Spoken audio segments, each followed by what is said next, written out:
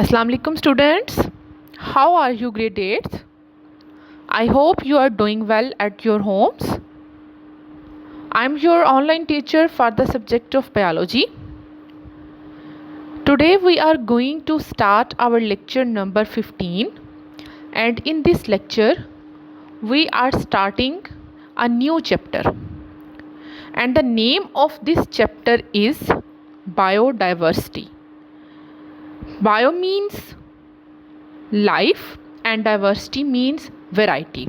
So students, in this chapter we are dealing with the different variety of living organisms. Either they are plants, they are animals, they are microorganisms, whatever the type of the organisms, we are dealing with them in this chapter.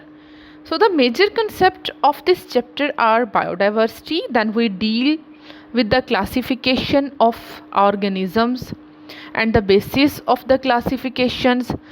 What are the bases on which we can divide plants and animals into different groups and subgroups?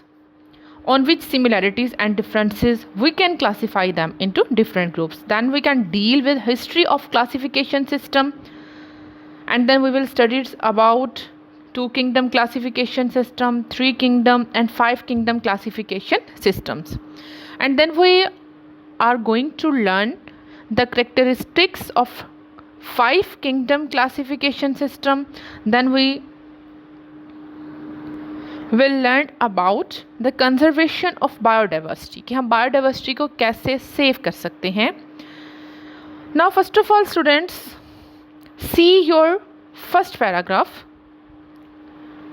in which you can see that at least 10 million kinds of organisms inhabit the earth.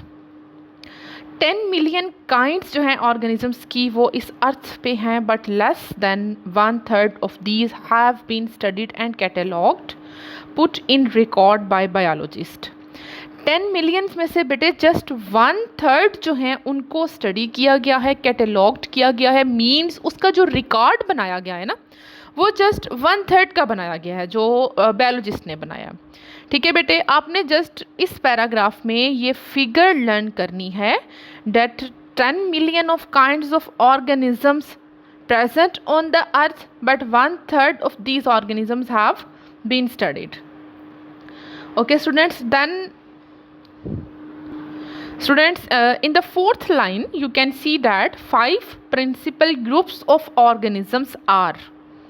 5 groups बताए गए हैं बेटे, जो हमने अपने cellular organisation में भी जिनको हमने स्टडी किया था उसके बारे में हमने पढ़ा था, और हम इन ग्रुप्स की फर्दर जो डिटेल है बेटे वो इसी चैप्टर में इनकी करेक्टरिस्टिक्स के साथ पढ़ेंगे. अभी जस्ट इसके नेम्स हैं. 5 प्रिंसिपल ग्रुप्स जो हैं बेटे आपने इनको भी अंडरलाइन कर लेना है, इनके नेम्स आपने लर्न करने हैं. Prokaryotes, प्रोटिस्ट्स, fungi, plants and animals. Okay students, आपने बेटे इसमें just objective point of view से इसमें आपने जस्ट फर्स्ट लाइन को आपने हाईलाइट करना है. उसके बाद आपने 4th लाइन में 5 प्रिंसिपल ग्रुप्स जो हैं उनके नेम्स आपने लर्न करने हैं. ठीक है, तो बेसिकली इस चैप्टर में जो हमारा फोकस होगा वो हमने देखना है, डिफरेंसेस देखने हैं डिफरेंट ग्रुप्स ऑफ ऑर्गेनिजम्स में, that on which on what differences are, on what similarities they can classified into different groups, how we can classify them. Now students, we will move towards our main topic of discussion, that is biodiversity. What is the definition of biodiversity? The term biodiversity has been derived from bio and diversity. ठीक है बेटे, and bio means you know that life हम इसे कहते हैं, and diversity means variety with in a species, species and among species. यानी species में बेटे जो वेराइटीज़ हैं और डिफरेंट स्पीशीज़ के दरमियान में जो वेराइटीज़ हैं, और एक ही स्पीशीज़ के अंदर जो वेराइटीज़ हैं विद इन अ स्पीशीज़ उसको हम कहते हैं, और अमंग स्पीशीज़ डिफरेंट स्पीशीज़ के दरमियान में जो आ जाती हैं उसको हम डाइवर्सिटी कहते हैं. So students, biodiversity is a measure of the variety of organisms present in different ecosystems. तो biodiversity में हम क्या देखते हैं, वैरायटी देखते हैं ऑर्गेनिजम्स की जो डिफरेंट इकोसिस्टम्स में प्रेजेंट होती हैं. इकोसिस्टम की डेफिनेशन भी बेटे हमने फर्स्ट चैप्टर में पढ़ी थी. इकोसिस्टम क्या होता है, डिफरेंट जैसे फॉरेस्ट इकोसिस्टम है उसमें नंबर ऑफ स्पीशीज़ जो हैं वो रह रही होती हैं. हम टेरेस्ट्रियल इकोसिस्टम की बात करते हैं, हम एक्वेटिक इकोसिस्टम की बात करते हैं, उसमें डिफरेंट जो स्पीशीज़ हैं, डिफरेंट पॉपुलेशंस हैं, वो मिलके एक इकोसिस्टम बनाती हैं. ठीक है बेटे. तो हम बायोडाइवर्सिटी में हम स्पीशीज़ में जो वैरायटी है और स्पीशीज़ अमंग द स्पीशीज़ जो वैरायटी है विद इन अ स्पीशीज़ और अमंग स्पीशीज़, उनको हम स्टडी करते हैं. ओके स्टूडेंट्स, ये फर्स्ट 3 लाइन्स में आपकी डेफिनेशन है. You have to learn the definition of biodiversity, then we will move towards our second paragraph, the diversity of plants. Plants are also called flora. Okay students, plants are also called flora and animals are also called fauna.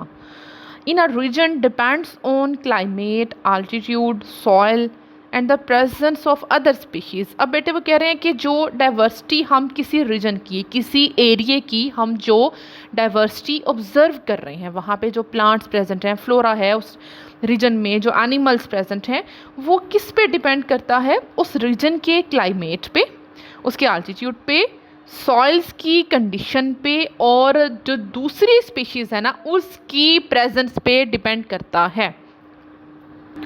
So students, यहाँ पे आपका short question बन सकता है second paragraph में, on which factors the diversity of plants and animals depends upon. किन factors पे diversity जो है वो डिपेंड करती है. तो बेटे वो क्या क्या है, climate, altitude, soils and the presence of other species. Biodiversity is not distributed evenly on earth. Okay students, अब वो यहाँ पे क्या कह रहे हैं कि जो बायोडाइवर्सिटी है वो इवनली डिस्ट्रीब्यूटेड नहीं है अर्थ पे, कि हम ये कह दें कि यहाँ पे भी नंबर ऑफ द स्पीशीज़ 10 है. ठीक है, हम कह रहे हैं कि ट्रॉपिक्स में भी नंबर ऑफ स्पीशीज़ 10 है, टेम्परेट रीजन्स में भी नंबर ऑफ स्पीशीज़ 10 है, पोलर रीजन्स में भी नंबर ऑफ स्पीशीज़ 10 है. नो, इवनली डिस्ट्रीब्यूटेड नहीं है. कहीं पे नंबर ऑफ स्पीशीज़ ज़्यादा है और कहीं पे नंबर ऑफ स्पीशीज़ जो है वो कम है. अब बेटे it is richest in the tropics. जो ट्रॉपिकल एरियाज़ आते हैं उनमें बायोडाइवर्सिटी रिच है, यानी उसका नंबर जो है बेटे वो बहुत ज़्यादा होता है. जो टेम्परेट रीजन्स हैं also have many species. Temperate regions में भी बेटे बहुत ज़्यादा स्पीशीज़ प्रेजेंट हैं, while they are fewer species in the polar regions. जो पोलर रीजन्स हैं बेटे वहाँ पे स्पीशीज़ का नंबर जो है वो बहुत कम होता है. So students, now you have understand that what is biodiversity. Biodiversity basically the diversity means variety within a species or among species, and you have learned about many factors on which diversity of plants and animals depends, and biodiversity is not evenly distributed on the earth. Now I am going to move in third paragraph.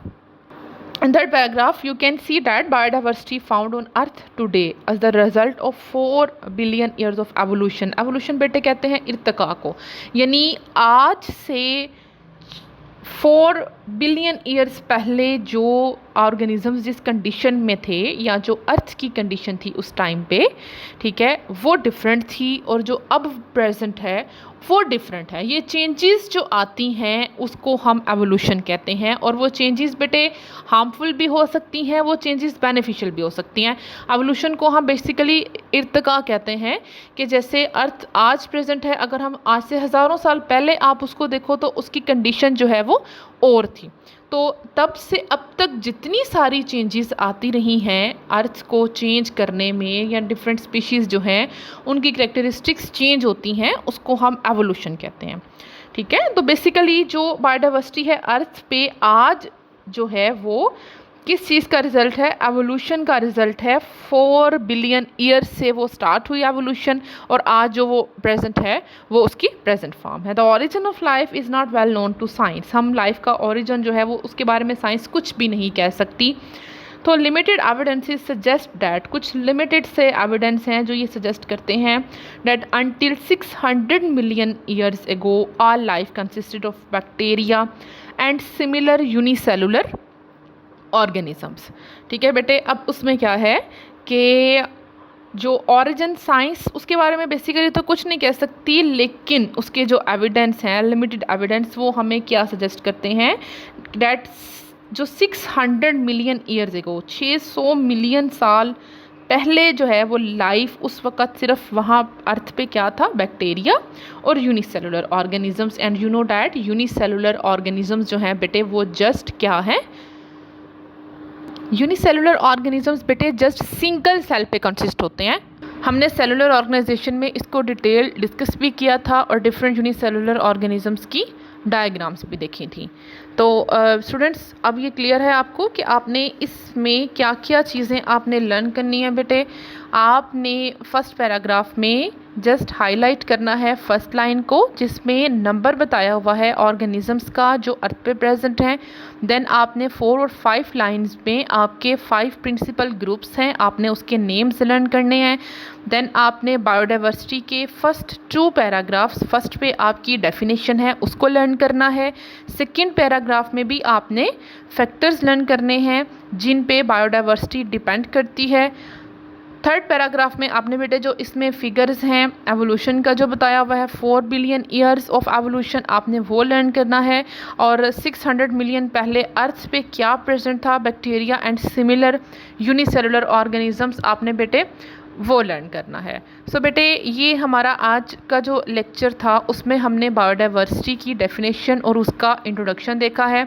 Next हम बेटे इसकी importance और further इससे related हमारे जितने भी basis of classification है कि किस बेस पे हम फिर डिफरेंट ऑर्गेनिजम्स को स्टडी करते हैं, क्योंकि बेटे अगर 10 मिलियन काइंड्स ऑफ ऑर्गेनिजम्स है ना, तो हमारे लिए हर एक ऑर्गेनिजम्स को साइंटिस्ट के लिए स्टडी करना बहुत ही टफ है। तो देन वो क्या करते हैं कि जो जिनमें सिमिलर कैरेक्टरिस्टिक्स होती हैं उसको एक ग्रुप में रख लेते हैं, फिर जो सिमिलर कैरेक्टरिस्टिक्स वाले आते हैं उसको सेकेंड ग्रुप में रख लेते हैं, मीन्स उनकी ग्रुपिंग कर लेते हैं, जिसके लिए उनको स्टडी करना बहुत आसान हो जाता है। हम उन ग्रुपिंग की बेसिस पढ़ेंगे, हम उसकी क्लासिफिकेशन पढ़ेंगे, कैरेक्टरिस्टिक्स पढ़ेंगे अपने नेक्स्ट लेक्चर्स में। आपने तब नेक्स्ट लेसन तक आपने बेटे इसको अच्छी तरह से लर्न करना है, अपना बहुत ज़्यादा ख्याल रखना है। Stay safe and sound. See you in the next lecture. God bless you.